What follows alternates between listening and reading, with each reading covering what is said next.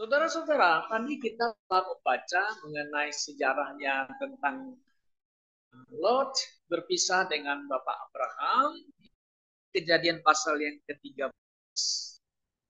Nah, Bapak Abraham yang kita tahu orang yang dipanggil oleh Allah ya, meninggalkan tanah haram, pergi ke tanah perjanjian yang akan diberikan kepada dia.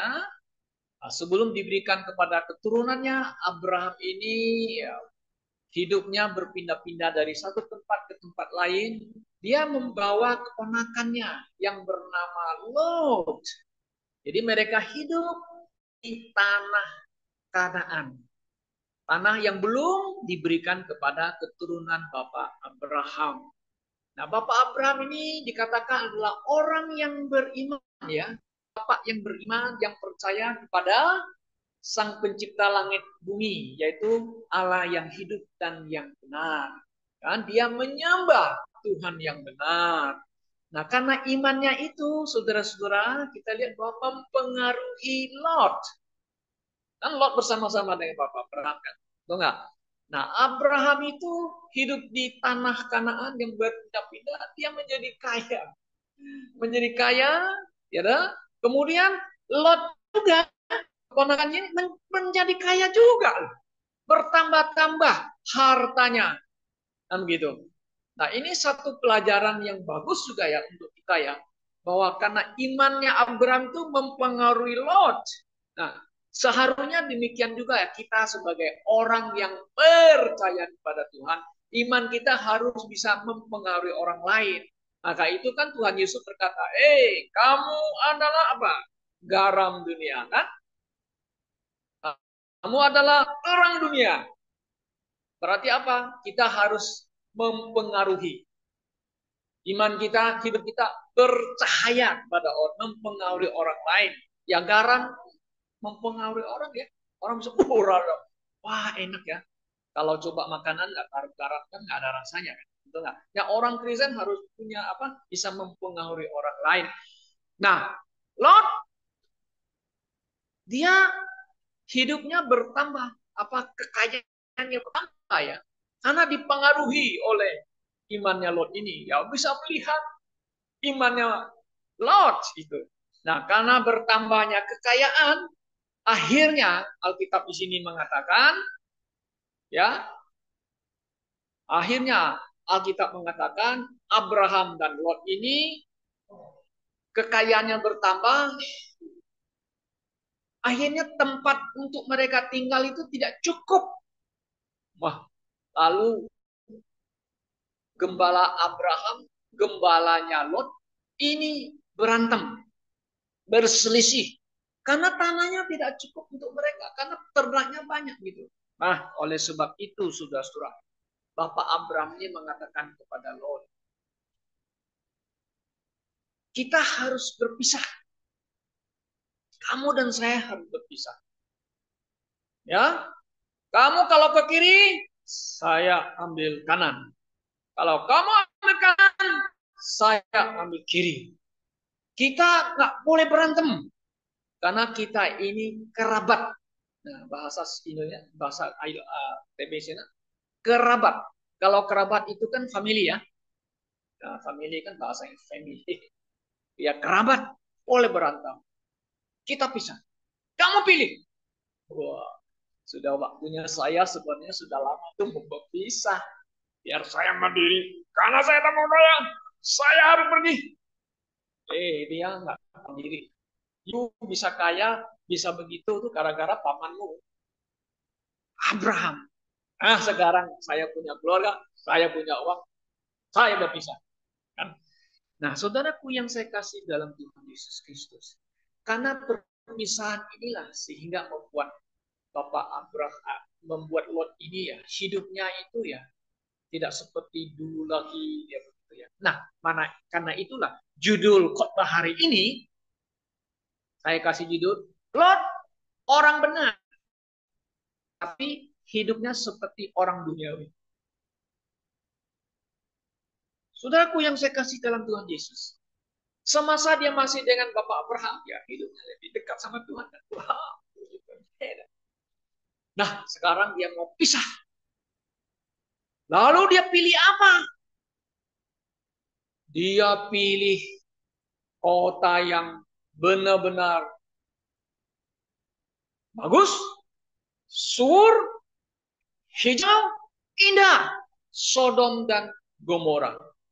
Kalau saudara perhatikan, Alkitab mengatakan, kota Sodom dan Gomora sebelum dihancurkan oleh Tuhan, disebut itu adalah taman Tuhan. Taman. Saudara ngerti taman ya? Kalau kita di sini punya taman kan punya pohon indah, sejuk indah sekali ya. Taman. Taman Tuhan. Itu sebenarnya menunjukkan seperti Taman Eden. Beautiful. Banyak orang. Ya, indah sekali. Tapi ini taman yang ada waktu itu, Sodom dan Gomora ini, orang-orang yang hidup di situ, orang-orang kafir. Kalau katakan tanda kutip kafir itu tak bertuhan. Perbuatannya jahat di mata Tuhan. Lot mau pindah ke sana bersama dengan keluarganya, bersama dengan hartanya yang banyak itu.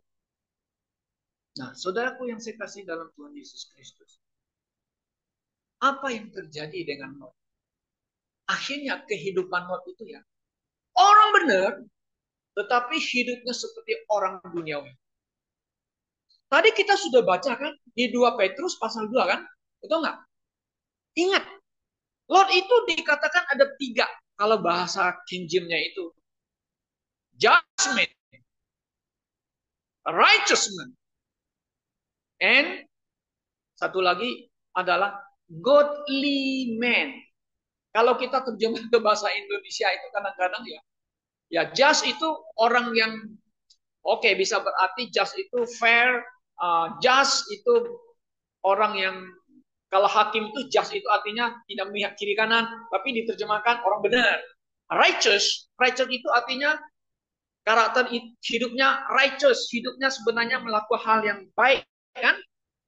Kemudian ada lagi satu kata yang dipakai lagi situ adalah dikatakan godly. God dari kata God and Lee. Jadi godly man, artinya orang yang bertuhan. Orang yang bertuhan, yang percaya. Kalau kita ungodly, berarti orang yang tidak bertuhan dan perbuatannya nggak benar juga. Kita godly man. Itu Alkitab yang ngomong, bukan saya yang ngomong, saudara. Ya, kenapa? Karena kehidupan Lot itu memang sangat dipengaruhi oleh Bapak Abraham. Karena Bapak Abraham penyembah percaya kepada Tuhan yang hidup dan yang benar. Nah, akhirnya apa? Kehidupan Lot di tempat yang baru. Dia hanya sendirian. Di kota, di negara. Menurut pandangan dia. Very beautiful. Ini dunia. Ini tarikan dunia. Wah, saya bisa doing business ya. Bisa tambah kaya. Bisa jadi konglomerat. Bapak Abraham itu termasuk konglomerat nggak? Yes. Lot tambah kaya termasuk konglomerat di zamannya nggak? Karena kaya loh. Alkitab ngomong kaya raya. Banyak harta, banyak hewannya bertambah loh. Di zamannya dia konglomerat. Wah, dia pindah ke tempat yang baru. Sodom dan Gomora. Orang semua pasti akan datang cari dia kan. Orang kaya. Wah, orang kaya. Oh Tuhan, dia bisa mempekerjakan banyak orang. Nah, di Sodom. Sudah, apa yang terjadi kita lihat? Ini, Lot ini. Orang benar, tapi hidupnya backsliding kalau bahasa Inggrisnya. Hidupnya tidak setia kepada Tuhan. Bukan murtad. Banyak orang mengatakan murtad. Beda. Kalau murtad, pindah agama. Lot ini kan tidak pindah agama. Lot itu orang benar yang percaya pada Tuhan. Tapi dia hidup seperti orang duniawi di Sodom dan Gomora. Nah, saudaraku yang saya kasih dalam Tuhan Yesus Kristus. Di dalam Alkitab juga banyak mencatat ya. Orang-orang yang backsliding. Tidak setia. Nah, mari kita lihat. Definisi backsliding. Atau orang yang tidak setia kepada pertama kali dia hidupnya yang dulu. Supaya dulu dia percaya kepada Tuhan. Perbuatan yang benar. Tapi dia backsliding. Nah, kata bahasa Inggris saya lihat di kamusnya ya mengatakan ya bahwa backsliding ini adalah begini, to go back to doing something bad when you have been doing something good. Tadinya mau tapi kembali ke yang lama, jalan yang lama itu. Melakukan yang tidak berkenan kepada Tuhan yang begitu. Nah, itu namanya backsliding. Atau bisa bahasa teologianya ada mengatakan apostate. Oh ya, menyimpang. Oh yes, bisa terjadi. Nah, ini terjadi juga dengan Raja Salomo. Tahu Raja Salomo? Raja yang paling pintar yang pernah ada di bumi ini. Dan setelah dia tidak ada orang lagi seperti dia yang paling pintar bijak. Salomo. Tapi karena dia kaya, Salomo tuh kaya loh saudara. Tuhan berkati kaya raya. Tapi dia juga kaya banyak bini, istri. Nah ini yang membuat kehidupannya rusak sekali. You know? Banyak istri sampai 700, punditnya sampai 300, tambah lagi aduh 1000. Kita pikir-pikir gimana nih Salomo ini? You know? Kenapa? Dia ditarik-tarik oleh cewek-cewek cakep dari negara-negara lain. Semua raja-raja yang tahu Salomo hebat, bijak, pintar, smart man. Aku mau kasih istri kepada kamu supaya kita menjadi negara yang menjadi sahabat negara, tidak perang. Satu-satu negara yang lain yang punya anak-anaknya kasih kepada Salomo, kasih kepada Salomo, tapi istrinya menarik dia supaya menyembah kepada dewanya. Nah itu yang rusak. Itu yang menjadi apalah satu contoh yang tidak baik bagi orang Israel kan rajanya ya kan. Nah akhirnya sudah tua baru dia repent kita mengatakan sadar. Baru dia menulis apa? Kitab Amsal. kan? Udah? Kitab Amsal kan dibuat Kidung Agung ya banyak mengenai sejarah cinta mengenai cinta ya kan gitu kan. Dia menulis lagi apa? Pengkhotbah. Segala sesuatu sia-sia kan gitu. Seperti menangkap angin. Sia-sia kita hidupnya. Yes, kamu buat segala sesuatu jadi sia-sia. Yang kamu lakukan tidak berkenan kepada Tuhan seperti menangkap angin. Istilah bahasa pengkhotbah. Anda bisa nangkap angin? Tidak bisa ya. Saudara ya, kalau Petrus bisa nangkap ikan pakai jala.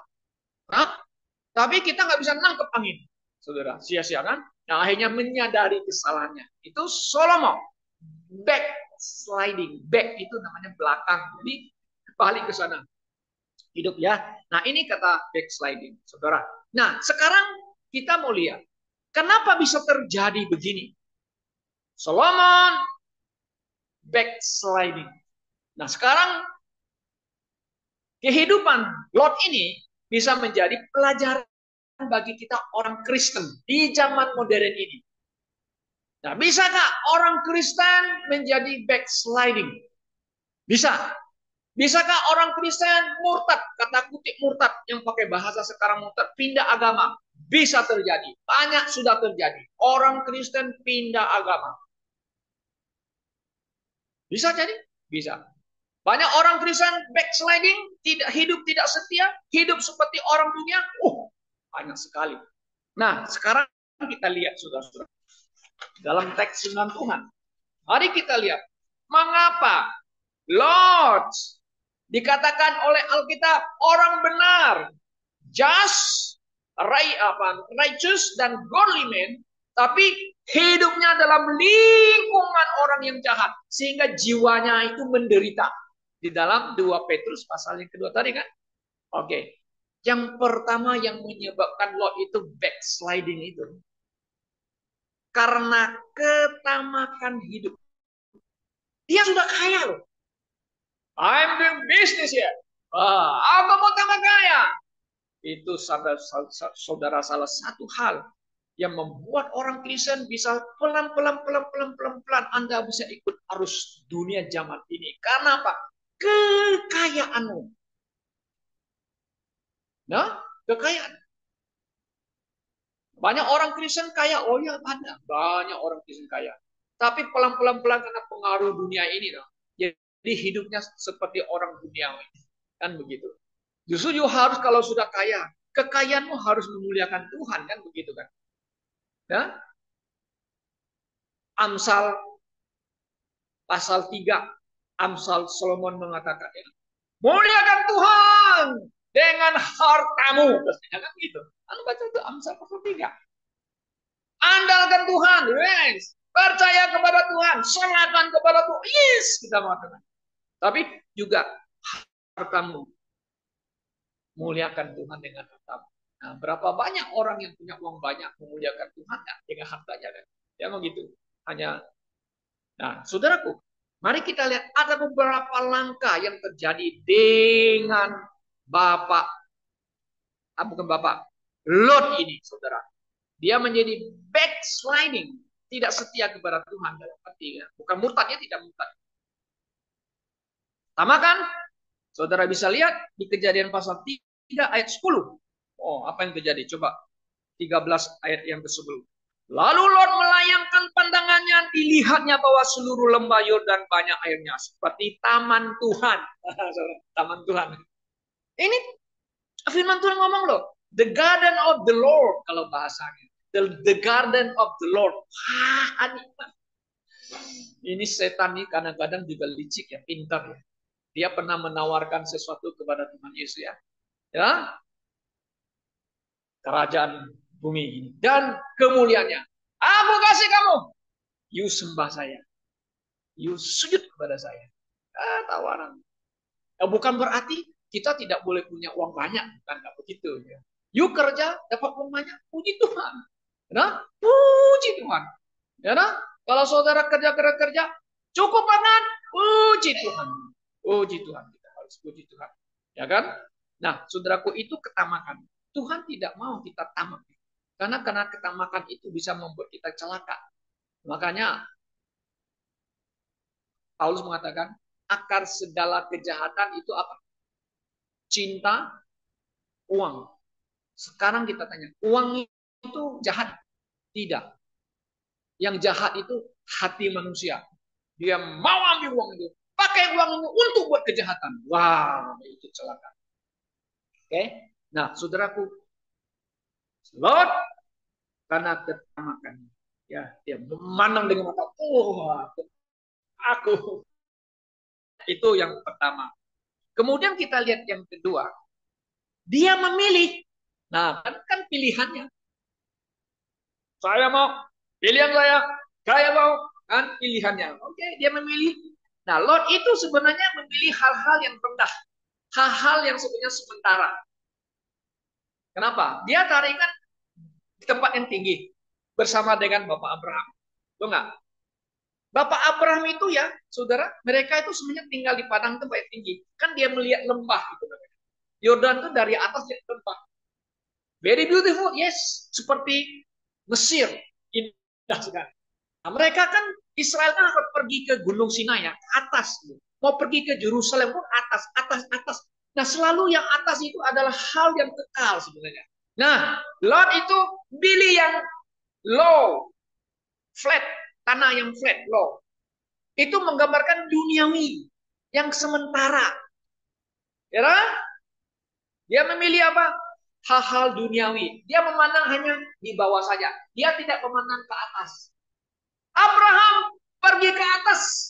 Memang tempatnya tidak subur. Kan dia pisah sama Lot dan Abraham. Abraham tinggal tempat pegunungan loh. Pergi tempat pegunungan loh. Pergi tempat yang rendah. Itu menggambarkan dunia ini. Ya kan? Dunia, saudara-saudaraku. Nah, karena itu, saudara, pelajaran bagi orang Kristen ya, kita tidak boleh hanya memandang kepada dunia ini bawahannya menjalankan. Ya, kita harus melihat, pandang ke atas. Pandang kepada Tuhan. Alkitab, firman Tuhan Anda mengatakan, carilah hal-hal yang di atas. Kolose pasal 3. Coba kita baca. Betul nggak? Ya, Kolose pasal 3 ayat 1 dan 2. Paulus nasihati kita orang Kristen. Kita jangan hanya mencari hal-hal yang ada di dunia itu sementara, saudara. Ya, tapi Kolose ini mengatakan apa? Coba kita lihat. Kolose pasal 3 ayat yang ke-1 dan 2. Demikian kan firman Tuhan. Ya, Kolose pasal 3 ayat 1. Oke, karena itu kalau kamu dibangkitkan bersama dengan Kristus, carilah perkara yang di atas, di mana Kristus ada, duduk di sebelah kanan Allah. Pikirkanlah perkara yang di atas, bukan yang di bumi. Sebab kamu telah mati dan hidupmu tersembunyi bersama dengan Kristus di dalam Allah. Jadi kita harus pikiran. Jangan pikir, ini jalannya bukan pandang dunia ini. Dunia ini akan hanyut, akan pergi. Tapi pandangan kita, kepada Kristus. Itu apa yang Paulus mengatakan. Kita pandang kepada Kristus yang di atas.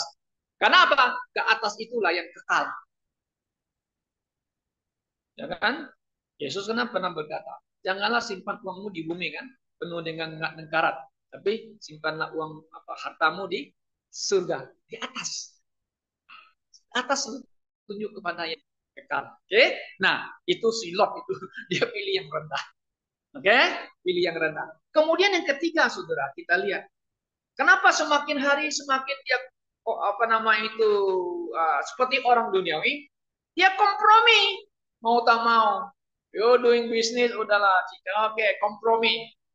Hidupnya apa? Imannya, kehidupannya makin hari itu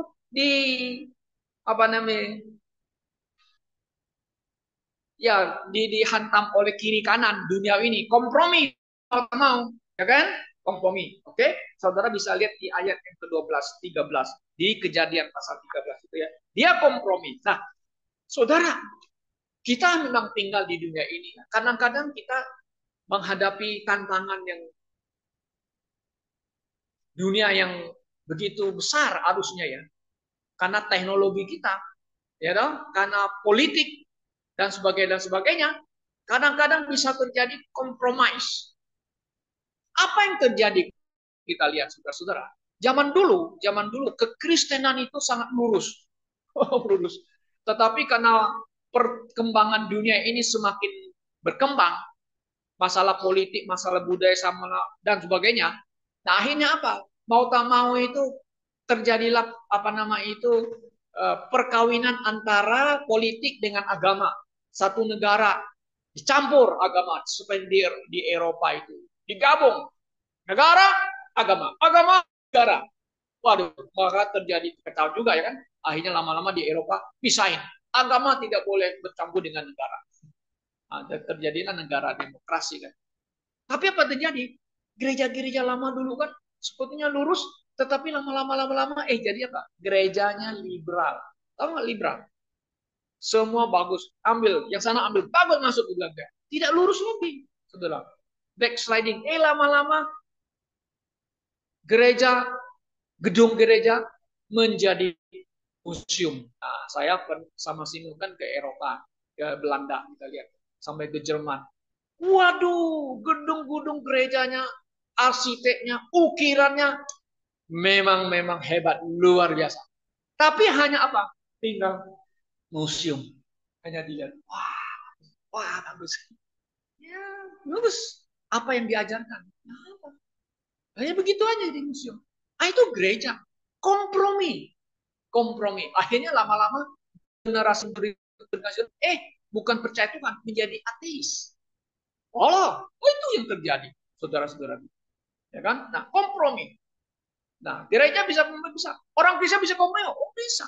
You kompromi, kalau you sudah kompromi, you ikut zaman ini. Akhirnya apa terjadi? Kekacauan doktrinal dalam gereja. Semuanya bagus, semuanya boleh saya. Kita bilang. Kita kembali ke Alkitab. Maka itu tanggal 31 kemarin Oktober, itu kan hari reformasi ya. Bagus nggak reformasi? Kita bilang, oh ya bagus. Memang kita ada sebagian kita tidak setuju doktrinalnya ya, tetapi secara umum membangkitkan kita kembali kepada Alkitab. Itu yang kita mau. Back to the Bible. Oh yes, we must back to the Bible. Kembali ke Alkitab yang sebenarnya. Kan begitu. Oke. Nah, kemudian kita lihat saudara. Berikutnya ya. Lot akhirnya ditangkap oleh dunia ini. Karena dia hidupnya backsliding. Nah, tangkapnya gimana? Ya, saudara-saudara, coba kita lihat di dalam Kejadian pasal 14 ya. Kejadian 14 ya. Akibat karena dia hidup di situ, akhirnya dia ditangkap juga ya oleh musuh-musuh Sodom dan Gomora itu. Kejadian 14 ayat 11. Mari kita lihat ya. Mari kita lihat apa yang terjadi ya. Ya, ayat 11. Segala harta benda Sodom dan Gomora beserta segala bahan makanan dirampas musuh, lalu mereka pergi. Ayat 12.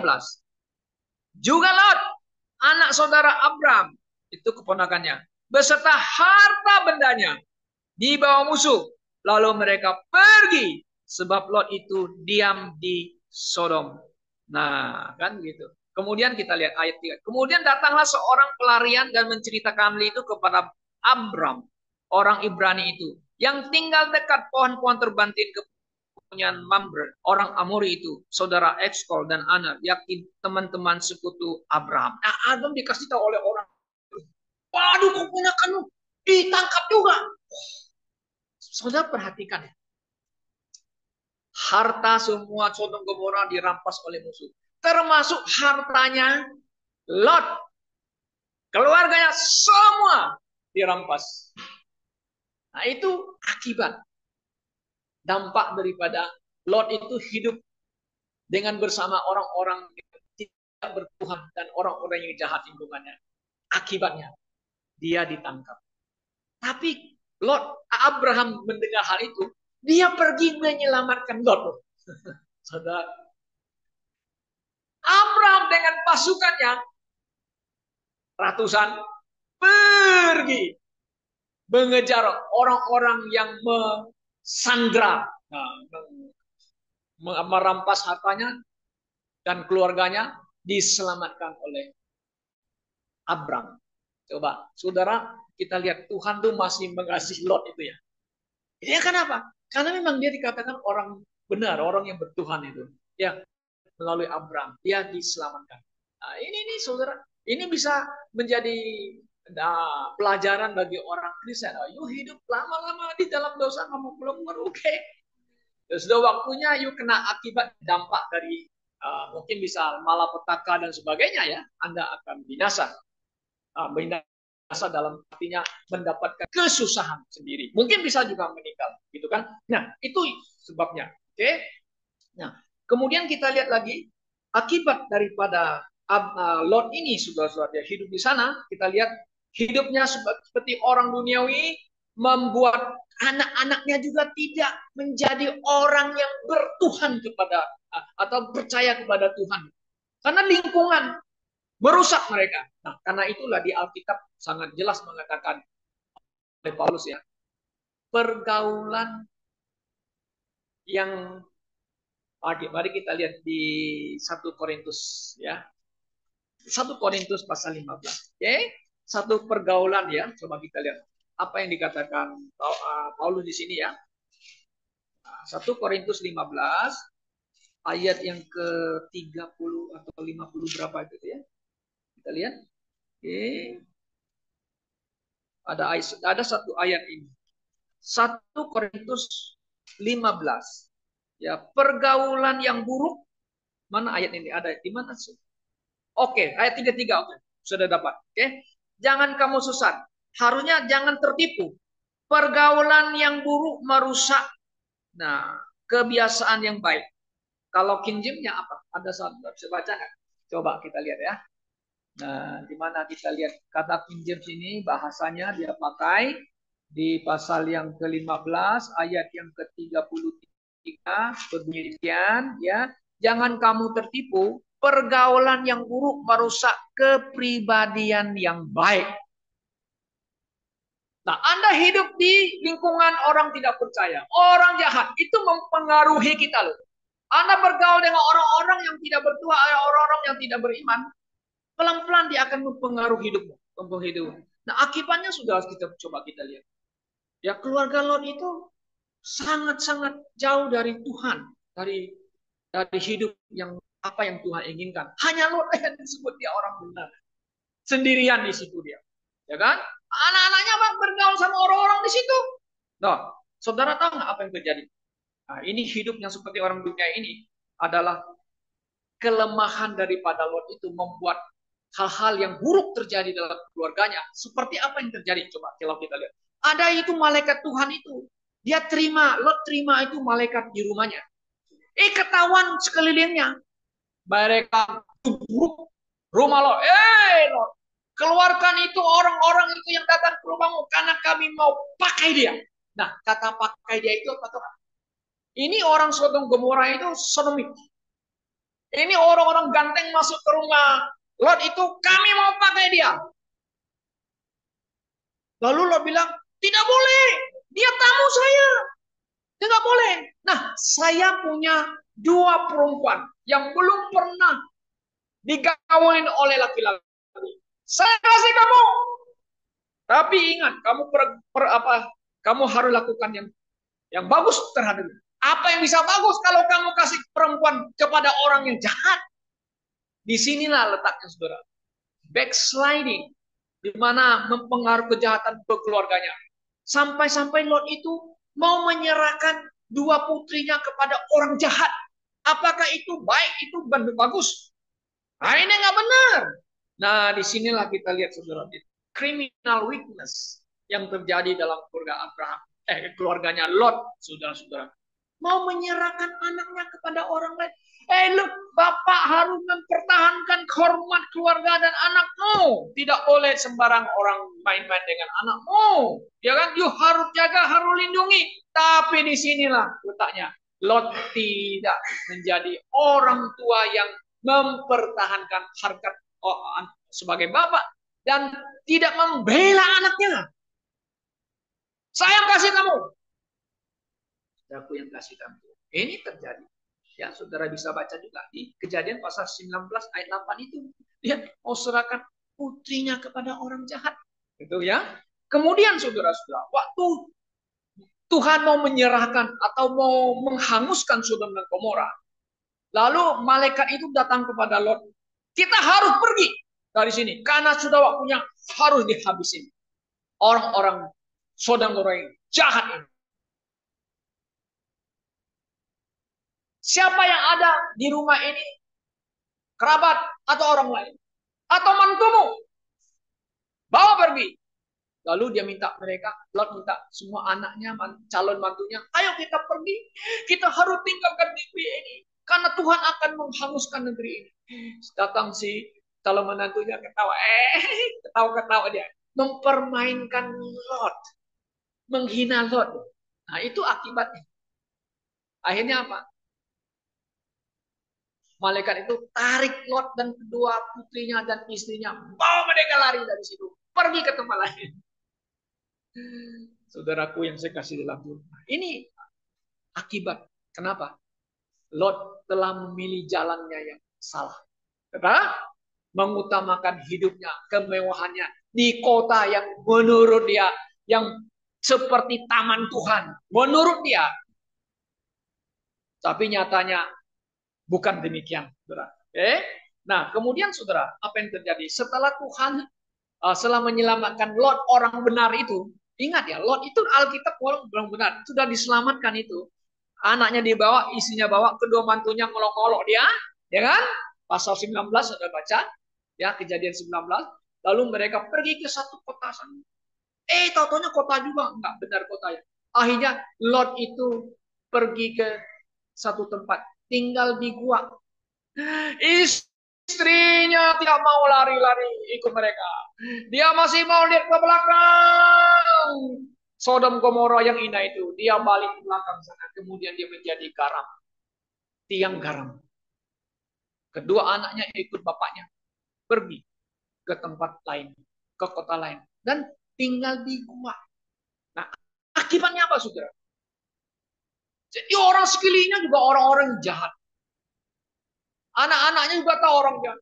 Kalau begitu, bapak kita ini tidak punya keturunan. Nah, kedua saudaranya itu cari anggur, kasih minum bapaknya, supaya mabuk-mabuk. Dan mereka tidur sama bapaknya. Dua-duanya kemudian hamil. Lahirlah dua bangsa dari putrinya itu, Moab dan Amon. Saudara bisa baca di pasal 19. Moab dan Amon. Ini yang terjadi kenapa? Karena Bapak Abraham, orang benar, hidupnya backsliding. Tidak setia kepada Tuhan. Lot ya. Lot hidupnya tidak setia kepada Tuhan. Itu akibatnya Lot itu. Hidup backsliding. Hidupnya mengutamakan dunia ini. Saudaraku yang saya kasih dalam Tuhan. Maka lahirlah kedua bangsa Moab dan Amon. Nah, Moab itu masih ada ceritanya kalau saudara. Ruth adalah wanita lain yang dibawa pulang ke Kanaan dan kemudian dia lahir Isai. Isai lahirlah Daud. Jadi Daud, Raja Daud punya neneknya orang Moab. Keturunannya Lot. Nah, saudara bisa baca cerita. Oke. Nah, jadi saudaraku yang saya kasih dalam Tuhan. Jadi kita melihat kisah Lot ini menjadi pelajaran bagi kita orang Kristen di zaman itu, ya. Orang Kristen yang telah dilahirkan kembali masih bisa berdosa. Yes, kita mengatakan. Orang Kristen apakah bisa murtad, pindah agama? Nah, ini adalah persoalan yang lain. Oke? Kita bisa backsliding nggak? Bisa. Banyak kisah-kisah orang yang backsliding. Tapi setelah mereka sudah tua, baru sadar, oh sudah tua, I repent, God. Come back to Lord. Ya, oke, puji Tuhan. Tapi ada juga orang Kristen tanda kutip. Aku Kristen. Tadinya aku Kristen. Sekarang menjadi ustadz. Nah, kan YouTube kan banyak Yesus. Sekarang pertanyaannya, apakah pada awalnya mula-mula itu, pada awalnya benar-benar nggak dia dilahirkan baru? Sungguh-sungguh nggak dia menjadi orang yang percaya kepada Yesus Kristus? Lalu murtad menjadi ustadz, menjelek-jelekin orang Kristen, menjelek-jelekin Alkitab, kitab suci orang Kristen, menolak Yesus dan sebagainya. Saya mau tanya, sejak dia ngomong dia percaya Tuhan, benar nggak dilahirkan baru? Atau benar nggak percaya sungguh kepada Yesus? Kalau bagi saya, awal pertama dia not born again Christians, maka dia bisa murtad. Tanda kutip murtad itu pindah agama. Jadi ustadz jelek-jelekin orang dan sebagainya, ya, hantam orang Kristen, benci orang Kristen. Apakah itu sejak pertama dia ngomong Kristen lahir baru? Saya bilang no. Tapi orang Kristen bisa backsliding, hidup seperti orang duniawi. Tuhan akan hukum orang begitu satu hari. Makanya itu orang begini, saudara, ya, orang-orang yang begini satu hari kalau dia di hadapan KPK, tahu KPK, tahu apa KPK? Ditangkap KPK, Lembong ditangkap Jaksa Agung, tapi ada yang lain ditangkap KPK OTT. Satu hari orang Kristen yang sudah mati, dia akan menghadapi KPK. KPK itu artinya kursi penghakiman Kristus. Nah, harus saudara tahu ya. Jadi KPK. Nah, kalau yang sekarang ya kita punya KPK, Komisi Pemberantasan Korupsi. Tapi satu hari engkau di hadapan kursi penghakiman Kristus, Anda akan kehilangan semua reward Anda. Anda masuk surga? Masuk surga. Tapi Anda tidak dapat sesuatu apapun juga, saudara. Yuk, Anda hilang. Keselamatan tidak bisa hilang. Ingat, orang Kristen yang lahir baru, you hidup seperti orang duniawi, you mati, reward hilang, you masuk surga, tidak bisa hilang keselamatan. Seperti yang diajarkan oleh sekelompok orang Kristen. Ya, ada mengatakan, keselamatan tidak bisa hilang. Tapi Anda bisa hilang jika Anda keluar dari imanmu, katanya. Oke, dia umpamanya begini, saudara-saudara. Ini seumpamanya cangkir, katanya. Nah, cangkir ini. Anda ada di dalam cangkir.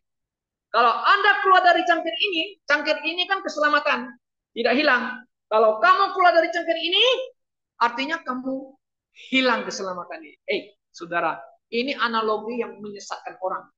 Analogi ilustrasi yang menyesatkan orang. Saudara tahu nggak? Saudara dan saya ketika percaya Tuhan dimeteraikan oleh Roh Kudus, ada di dalam Tuhan Yesus Kristus. Keselamatan saya dan keselamatan saudara bukan ada di dalam cangkir, tapi ada di dalam Kristus. Dalam Kristus loh. Anak salah dimeterai, dipilih. Efesus pasal 1.